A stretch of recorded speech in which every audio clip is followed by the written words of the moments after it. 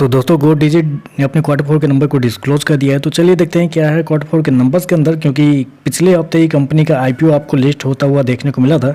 272 रुपये आईपीओ का प्राइस था। शेयर लिस्ट होता है 300 रुपये के आसपास। अभी देखें तो शेयर 330 रुपये के आसपास आपको ट्रेड करता हुआ देखने को मिला। तो आप कह सकते हैं आईपीओ के प्राइस से ऊपर ही कंपनी का जो शेयर है वो आपको ट्रेड करता हुआ देखने को मिल रहा है। चलिए कंपनी के नंबर देख लेते हैं डाटा लाक्स में। मैं आपको क्रॉस में कन्वर्ट करके समझाता हूँ कैसे क्या हुआ है।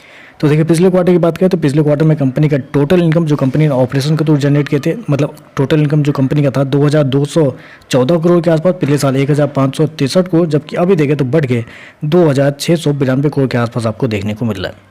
तो साल दर साल देखें तो साल दर साल कह सकते हैं ऑलमोस्ट 70% के आसपास का जंप है कंपनी के टोटल इनकम के अंदर साल दर साल। वहीं अगर क्वार्टर क्वार्टर जाते हैं तो क्वार्टर क्वार्टर भी ऑलमोस्ट 20% के आसपास का जंप है। तो क्वार्टर क्वार्टर साल दर साल कंपनी का जो टोटल इनकम है वो आपको बढ़ता हुआ देखने को मिल रहा है। चलिए कंपनी का एक खर्चे क्या है वो देख लेते हैं। तो देखिए पिछले क्वार्टर की बात करें तो पिछले क्वार्टर में कंपनी 2241 करोड़ खर्च की थी, पिछले साल 1574 करोड़, जबकि अभी देखें तो कंपनी के जो खर्चे हैं वो 2198 करोड़ के आसपास आपको देखने को मिले। तो कंपनी के खर्चे देखें तो कंपनी के खर्चे ऑन एन एवरेज मतलब ठीक ही है, ज़्यादा कुछ खराब नहीं है। चलिए कंपनी का नेट प्रॉफिट क्या निकलता है पहले वो देखते हैं। तो देखिए पिछले क्वार्टर की बात करें तो पिछले क्वार्टर में कंपनी लगभग 42 करोड़ के आसपास के प्रॉफिट में थी, पिछले साल 25 करोड़ के आसपास, जबकि अभी देखें तो बढ़ के 52 करोड़ के आसपास कंपनी का जो प्रॉफिट है वो आपको जाता हुआ देखना है। तो साल दर साल देखें तो साल दर साल कंपनी का जो प्रॉफिट है वो आपको डबल होता हुआ देखने को मिला है। जबकि क्वार्टर क्वार्टर जाते हैं तो क्वार्टर क्वार्टर भी कंपनी के प्रॉफिट के अंदर 25% के आसपास की तेजी आपको देखने को। तो क्वार्टर क्वार्टर साल दर साल कंपनी के प्रॉफिट के अंदर एक अच्छी खासी तेजी आपको देखने को मिल रही है।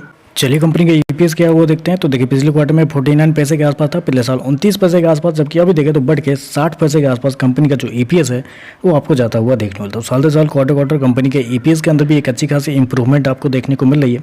एनपीए की बात कर लेते हैं। तो एनपीए के तरफ अगर यहाँ पे गौर करते हैं तो कंपनी का ग्रॉस एनपीए और नेट एनपीए जो है यहाँ पे कंपनी की तरफ से मेंशन नहीं किया गया। तो हो सकता है कि कंपनी की तरफ से किसी भी प्रकार के जो एनपीए हैं वो कंपनी की तरफ से अभी तक अप्रूव नहीं की गई है। और प्रोविजन की बात कर लेते हैं तो कंपनी ने प्रोविजन भी इस क्वार्टर में कुछ शो नहीं किया है। तो यहाँ पे देखें तो प्रोविजन का जो सेक्शन है वहाँ पे भी कंपनी ने प्रोविजन के रूप में कुछ यहाँ पे मेंशन नहीं किया, जो कि आप देख सकते हैं यहाँ पे क्लियरली कुछ यहाँ पे दिया गया नहीं है। तो आप कह सकते हैं प्रोविजन और एनपीए कंपनी की तरफ से यहाँ पे डिस्क्लोज नहीं किया गया है। बाकी सारी चीज़ें देखें तो कंपनी का रेवेन्यू आपको बढ़ता हुआ देखने को मिला है, इनकम बढ़ता हुआ देखने को मिला है, कंपनी का एक्सपेंस कंट्रोल में है और कंपनी का प्रॉफिट देखें तो आपको बढ़ता हुआ देखने को मिला है। तो ओवरऑल देखें तो जो कंपनी ने यहाँ पे डाटा दिया है वो डाटा पॉजिटिव साइड पे आपको जाते हुए देखने को मिल रहा है। तो चलिए बस आज के लिए बस इतना ही। वीडियो पसंद आए तो लाइक कीजिएगा, साथ में साथ चैनल को सब्सक्राइब जरूर कीजिएगा। धन्यवाद।